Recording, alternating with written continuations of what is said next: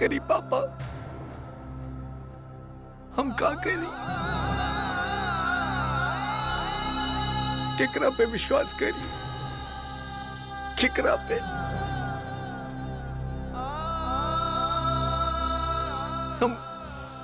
हम अपन आंख से देखनी विद्या समीर के नाव में बिठा के धक्का दे देली,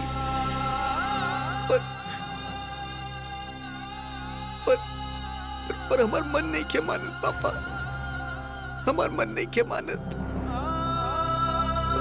हमके पता बा के समीर विद्या से बहुत प्यार करेला, विद्या भी समीर से बहुत प्यार करेली। तो फिर सच का बा? का सच बा पापा? प्लीज बोला ना।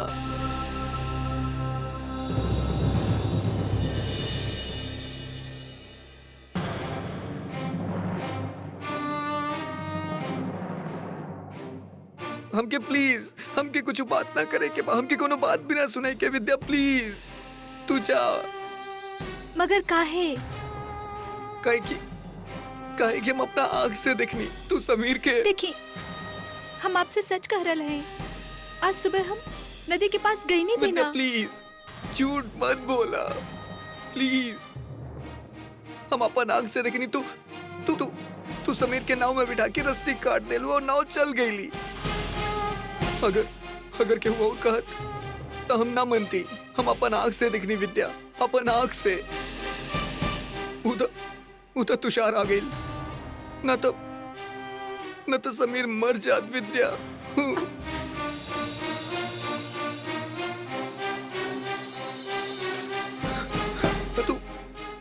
तू ऐसे कैलू का है? समीर तरह से कितना प्यार करेला, हमके पता बा कि तू हमसे ज्यादा समीर के ध्यान रखेलू, हमसे ज्यादा प्यार करेलू। तो फिर ऐसे काहे कैलू विद्या? खुद ही सवाल पूछ रहल बानी और खुद ही ओकर जवाब दे रहल बानी। एकर आगे और हम का कहीं? कुछ मत कहा, हमके कुछ न सुने के बाद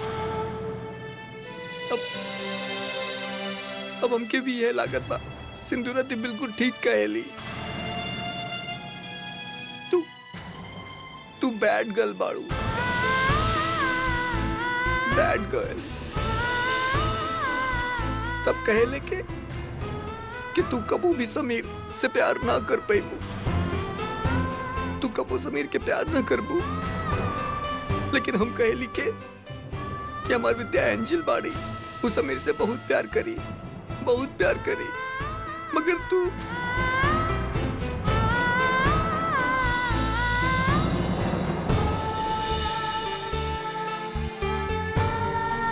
आप मत रोई, मत करिए अपना आप की दुखी।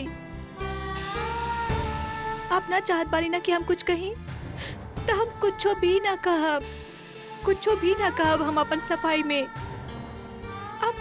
आप बस है ना अपन दिल की आवाज सुनी, फिर आप फैसला करी। फिर अगर आपकी लागत है कि हम गुनहगार हैं, तो ठीक है, हम गुनहगार हैं।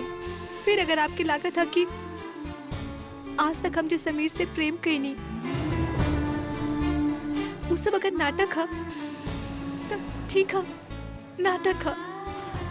अगर आपकी लागत है कि हम समीर के साथ ऐसा कर सकते हैं, तो ठीक है। आज के दिन आप और पापा दोनों जे भी फैसला लेब ना, सब मंजूर हुई हमके।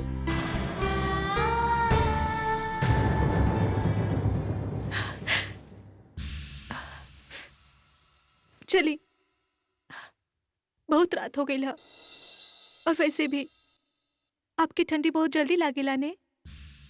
चली। हमके कहू ना जाए के बा, हमके तरह से बात भी ना करे के बा, काहे कि हम तरह से गुस्सा बानी, बहुत बहुत गुस्सा बानी हम तरह से। हमार साथ तो आ सकेला ना?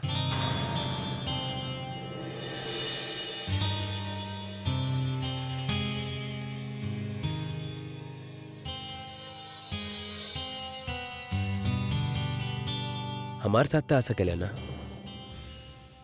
हम सब बस कुछ बात करत रहनी। हम सब पता कर लेनी।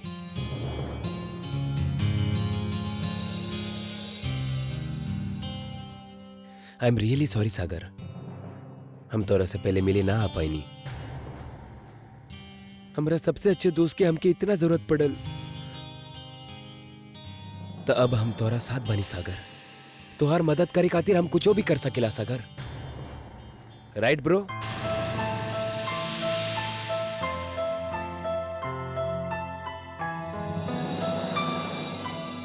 ब्रो, ब्रो याद बा?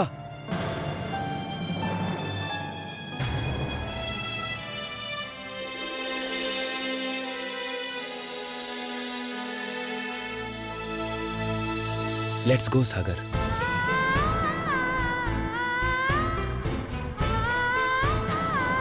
चला।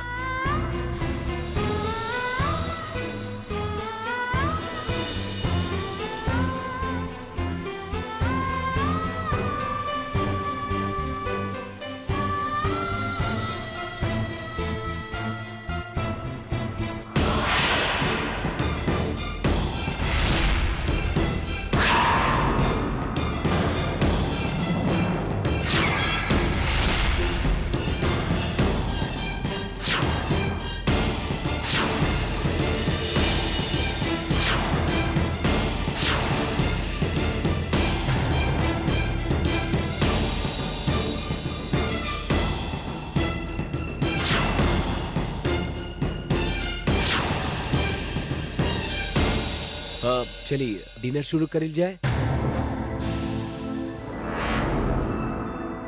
हे ब्रो, हम बारबेक्यू सेटअप के लिए है। रोस्टिंग पोटैटोस तो के बहुत पसंद बना, वो देखा।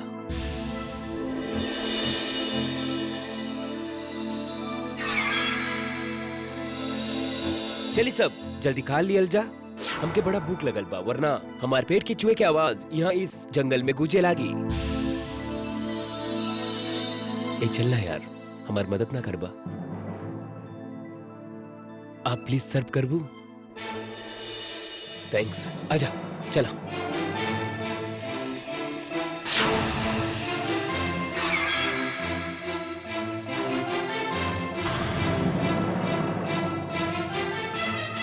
प्लेट तैयार बा, आई प्लीज सर्व कर दी।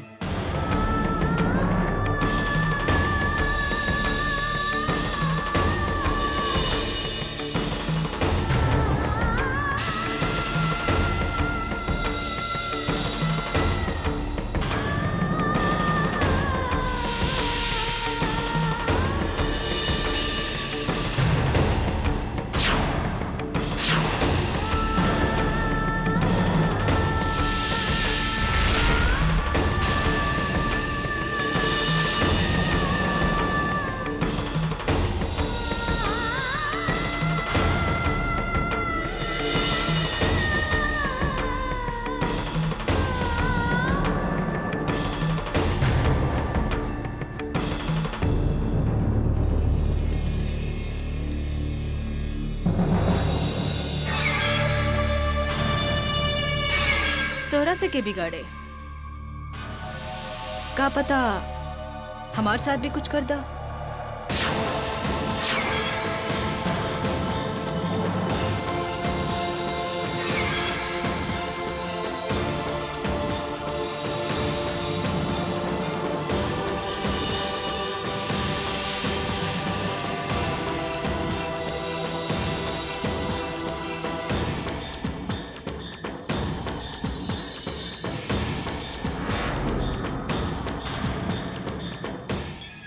अच्छा पत्नी या बहू तो ना बन सकलू,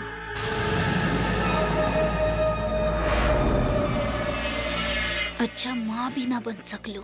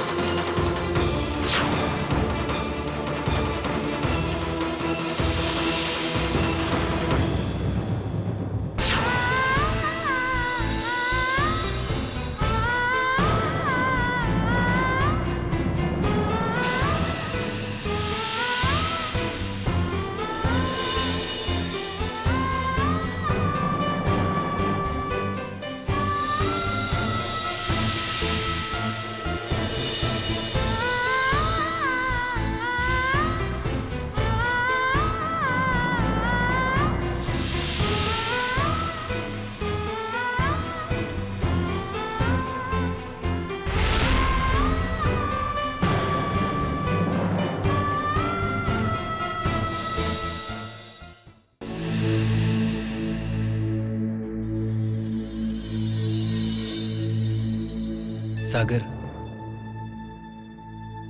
एक बात पूछी? काबा,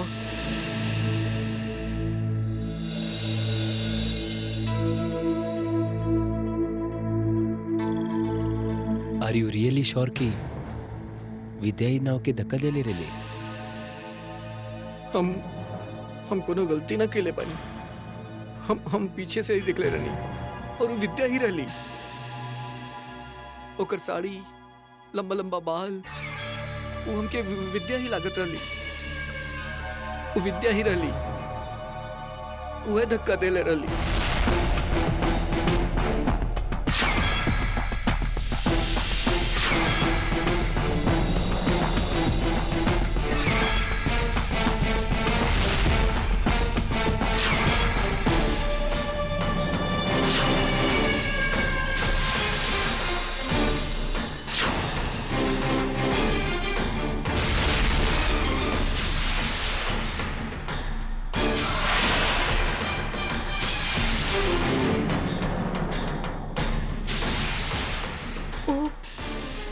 वो साड़ी तभी हुए हैं। हाँ,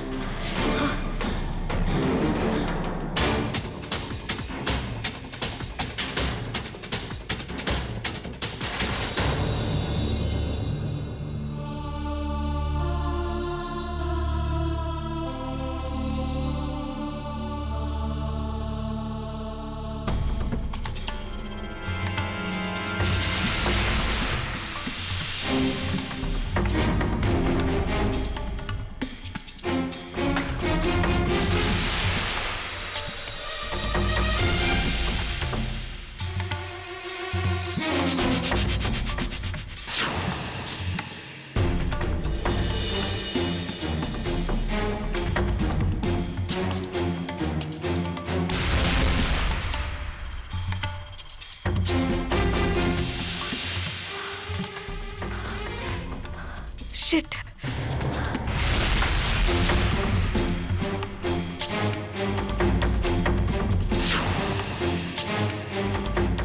ये तो फेंकले रहनी साड़ी कहाँ चल गई?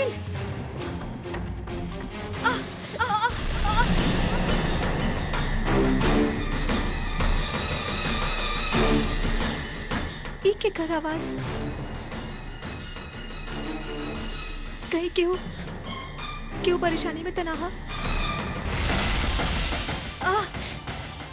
शिट, ओह गॉड।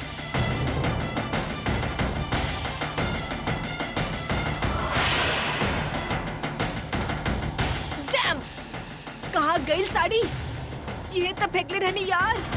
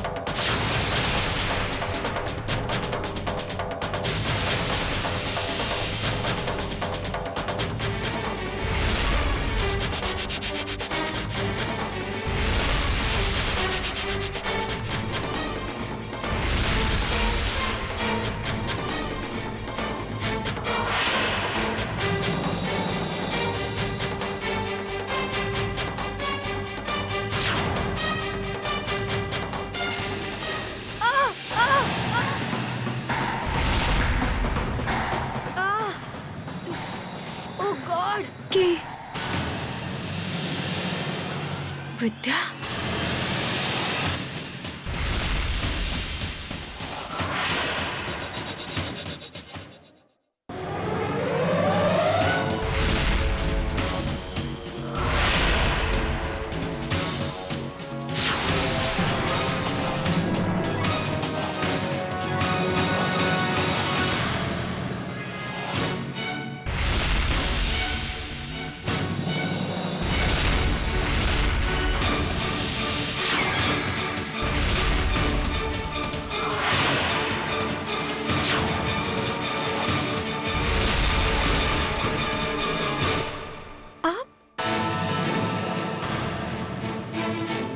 आप ठीक तो हैं? आप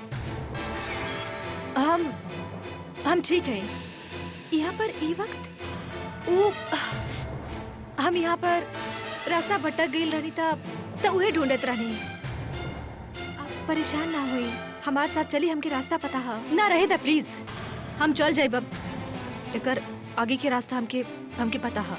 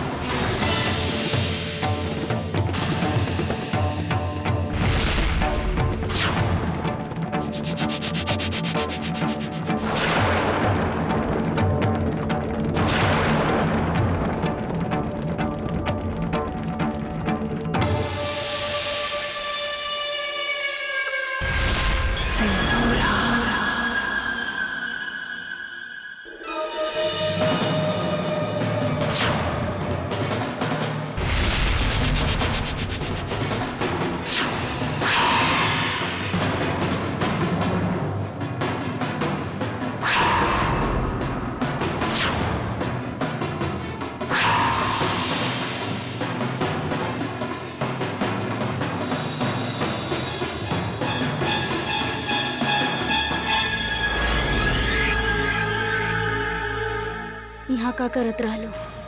ओ हम बस यूं ही टहले आयल रानी।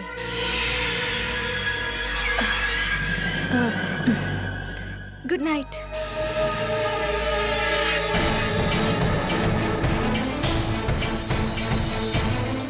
टहले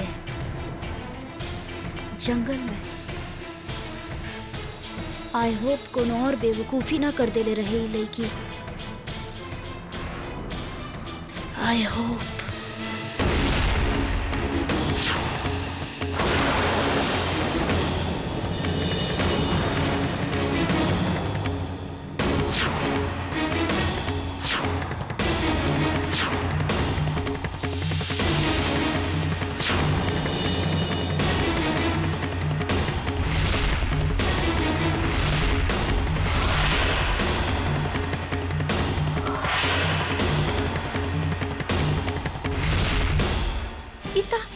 बिल्कुल हमार जैसन साड़ी है।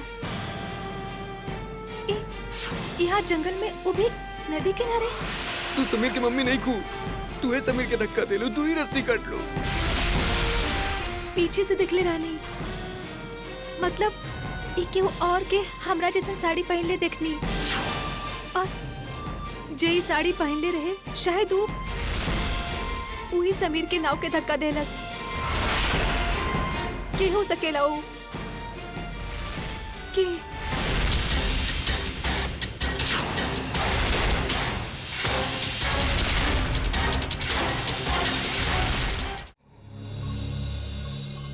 अरे हम तो सोच सोच के डर रहल बानी कि अगर कहीं तुषार जी वहाँ ना आते तो पता न का हो जाए। बेचारा समीर, हम तो अभी तक सोच रहल बानी कि आखिर विद्या करे का चाहेली।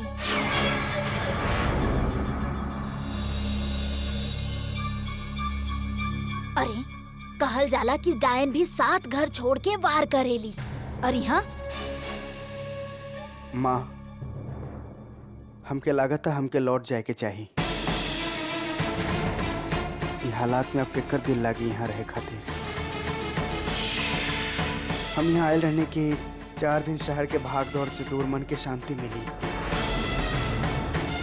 लेकिन ये हादसा था और डिस्टर्ब कर देलस। ये हादसा ना रहे जीजा जी, हादसा ना रहे। अब तो इस सच के स्वीकार करिए आप। कब तक सच से आंख मोड़त रहा?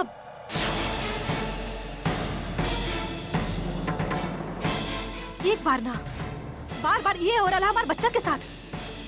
शायद आप लोगन खातिर इत्तेफाक और हादसा हुई, लेकिन हम ऐसा ना सोचेली। सच पूछी था, अब अपन बच्चा के घर में अकेला छोड़ के हौसला ना कर सकेली हम। अभी तक ओकर साथ यहाँ आई था तो ई हाल है। अगर कल के हम चल गई नहीं था का होई हमारे बच्चा के साथ? जवाब दी।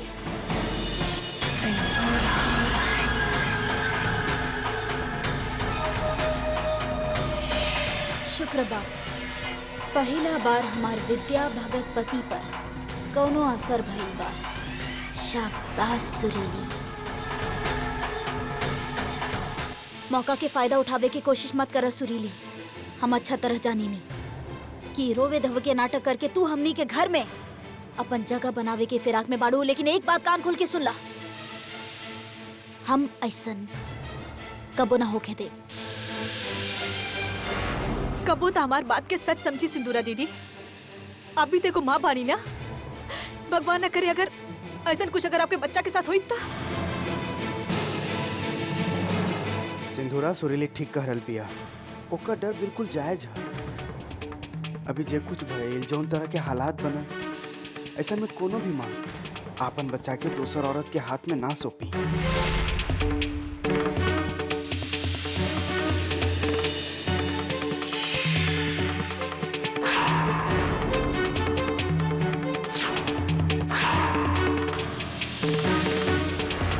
हमार त माने के है कि हमके सुरीली के कुछ और दिन रहे देवे के चाहिए। सारा दोष विद्या के बा। ओकरे वजह से हमनी आज तक सुरीली के सह रहल बानी। विद्या के ये हरकत के वजह से अब तक तू भी देवी लागे लगल बाड़ू। सिंधुरा प्लीज, ये तू कैसन बात करता रहा? अनिकेत, इतना अजीब भी बात ना कर रही हम। शायद आप भूल रहल बानी, बाकी सागर खुद अपन आँख से ये औरत के वहाँ देख ले। औरत के वहाँ देख ले।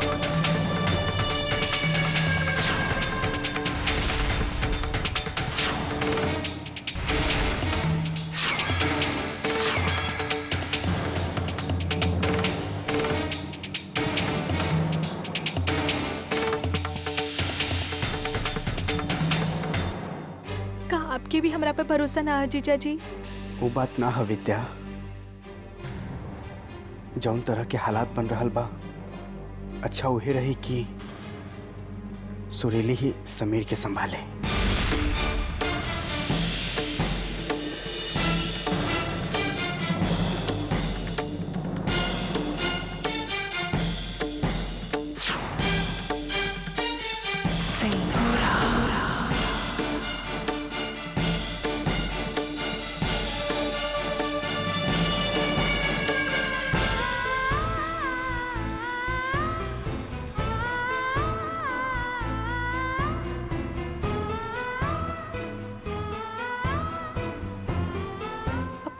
केहू के भी हमरा पे यकीन ना रहा। हमके आप पे पूरा विश्वास बा भाभी। और दद्दा जो ने इतना यकीन से कहा तारे कि वो आपके ही देख ले बाड़े, तो ओकरा पीछे जरूर कोनो वजह हुई। बस एक बार हमने वजह के ढूंढ ली, फिर सबके विश्वास तो हमने हासिल कर ही ले। मगर भाभी उलझन ही बा कि हमने शुरुआत कहां से करी। कोनो छोट मोट सबूत भी मिल जाता। या हमके ई बात तो ना पता कि ई बात कुछ साबित कर सकी कि ना, मगर हमके कुछो मिलल हा जे शायद ई बात पर कोनो रोशनी डाल सके।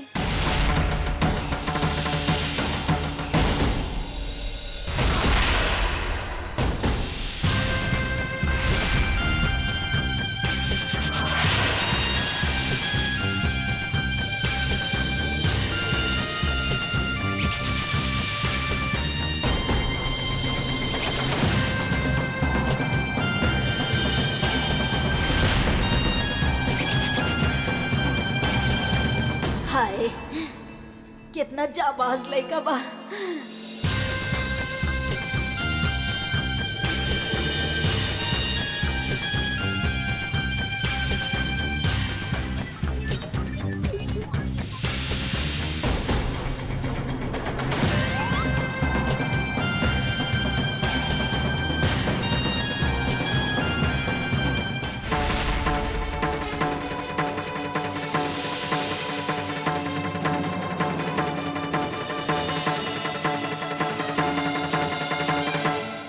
इस साड़ी के देख के अब कोनो संशय ना रहल बा कि केहू धूर्त दिमाग के साजिश बा। वरना आपके साड़ी जैसे वहां दूसर साड़ी वहां कैसे आ गई? भाभी आप ठीक कहत रहनी, दद्दा दूर से सिर्फ इस साड़ी के दिखले बाड़े और वो ईमान के बैठ गई कि वो आप बानी, जबकि ये साड़ी केहू और पहन ले रहे। लेकिन हमरा ये समझ में नहीं के आवत के कि ये साड़ी वहां जंगल में काहे पड़ल रहे। की बात के जवाब बा हमरा लागे।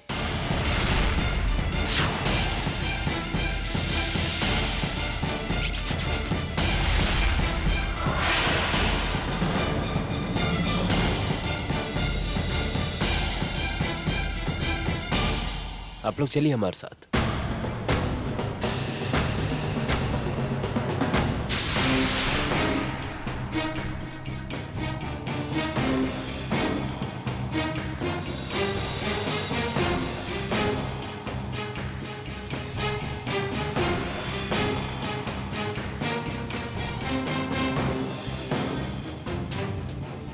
सागर सब कुछ वहां दूर से देख ले रहा।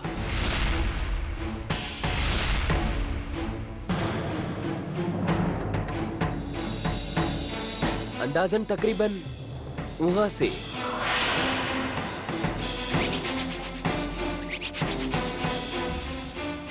और वहां से सिर्फ वो ये देखलस कि केहू समीर के कस्ती में बिठालस और फिर कस्ती के ढकेल दियलस।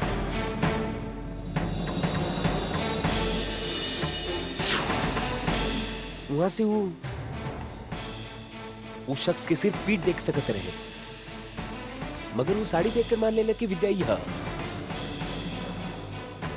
इतने में वो शख्स समीर के जोन कस्ती में बिठाले रहल जल्दी से भागकर वो यहाँ जंगल को निकल गेली और साड़ी वहीं फेंक देले हुई ताकि बाद में मौका मिलते ही आ जाए और उसे वहां से गायब कर दे।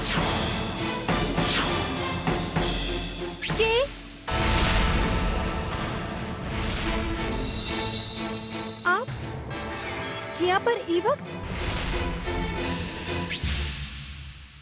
भैया हम ना जाने नी ई बात के एकरा से कोनो संबंध हा कि ना, पर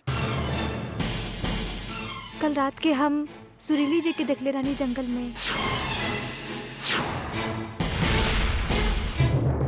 सुरीली के देख ली? सुरीली वो लेकी पर कबो विश्वास ना करेल जा सकेला। अरे वो सुधर ही ना सकेली, हम अच्छे से जानी ला ओकरा के। और अब तो आपके बतावे के बाद हमके पूरा यकीन हो गेल बा वो लेकी के वो और ना सुरीली ही रही। आपकी साड़ी पहन के वो ये सब कहलस और फिर जल्दी से भागकर बाकी परिवार के सामने पहुंच गई ताकि उनका के कोनो तरह की शक ना हो। यस यस और रात की जब आप उकरा के देख ले रही वो साड़ी ढूंढे आयल रहे वहां पर। ना ना सुरीली जी वो समीर के साथ ऐसा काहे करी? ओकर खुद के बच्चा हा वो। भाभी लड़की सुरीली ही हिया और मेहरबानी करके आप सबके अपन तरह समझे छोड़ दी। ये काम सुरीली के ही रहे। भैया एगो माँ पर तो इस तरह से इल्जाम ना लगाई आप। कुछ हो जाए एगो माँ अपन संतान के साथ ऐसा ना कर सकेनी। और फिर सुरीली जी भला उस समीर के तरह से खतरा में काहे डाली? हमें जानत है कि हमार जैसा साड़ी पहन के केहू तो धक्का देले रहे समीर के पानी में। वो के रहे ये हम ना जाने नहीं। और आपसे भी हमार यह निवेदन है कि आप इस तरह से दोष ना लगाएं केहू पर, ऐसा जल्दबाजी ना करें। भाभी आप चाहे जौन कुछ भी कहें, हमके पूरा विश्वास हो गया बा कि वो लड़की सुरीली ही रहली। ये काम सुरीली के ही बात। पर आप लोग हमारी बात सुनिए प्लीज। इस तरह बहस करके हमने के नतीजे पर पहुंचे सही रहे। हमार शक सही बा या गलत एकरा पता लगावे के और कई तरीका बा। इनफैक्ट अगर आप लोग के मंजूर बा तो हमारे पास एगो सिंपल सा आइडिया बा, वो के ऊपर बगैर इल्जाम लगाए।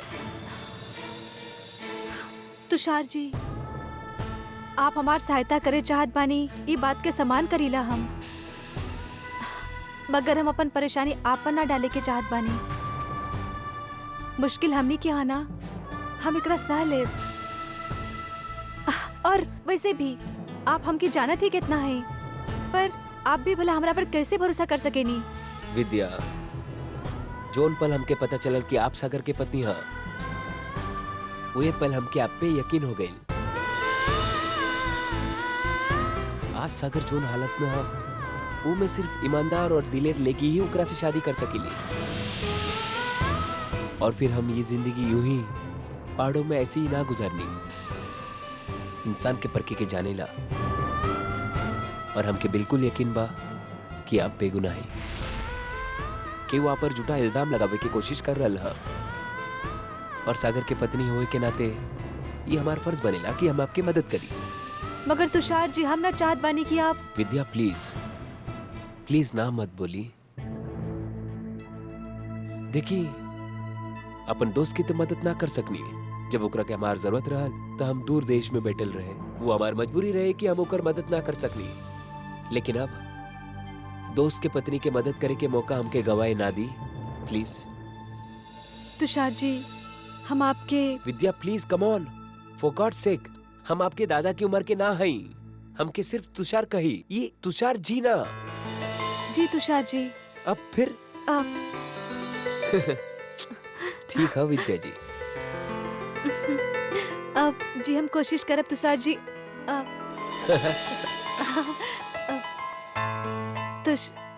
तुषार बेटर।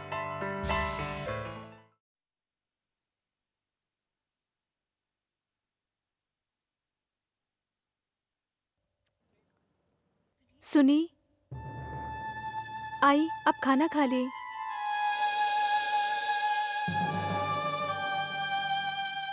हम के ना खाए के बा?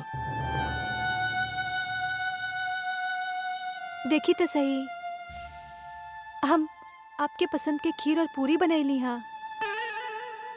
देखी तो सही।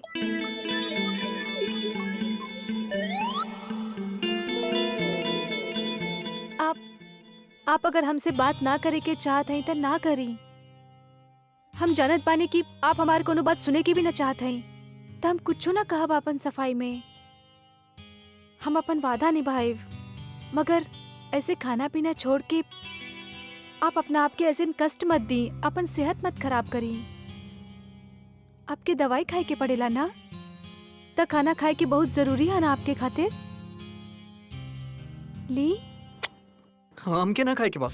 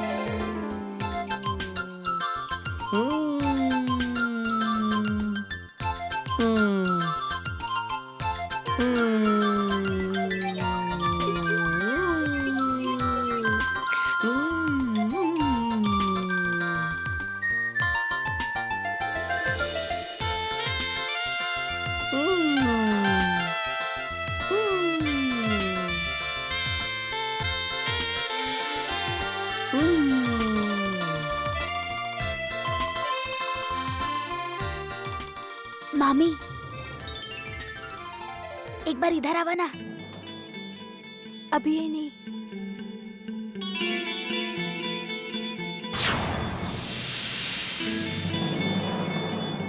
ओहो, ये तो कुछ खैनी भी ना अभी तक। ये भी ना।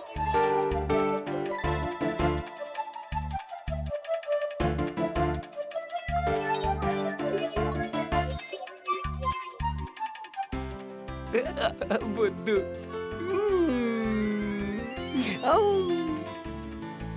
ठीक है, अब हम बाहर ही जाते हैं। हो सकेला खा ली बाद में।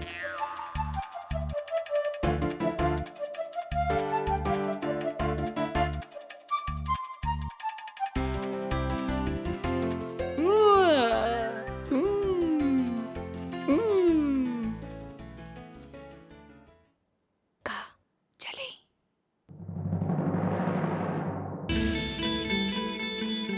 ई मिस्टर इंडिया विद्या के काहे बुलावत रहे, चुपचाप बुलावत रहे।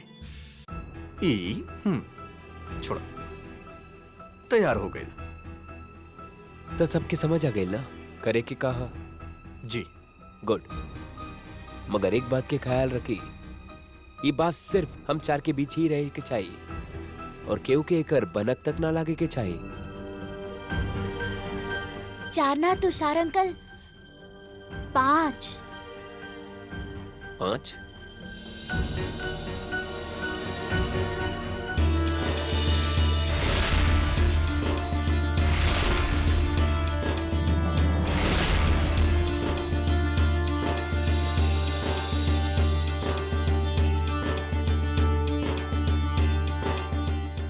समीर, विद्या मामी के वानर सेना के सेनापति।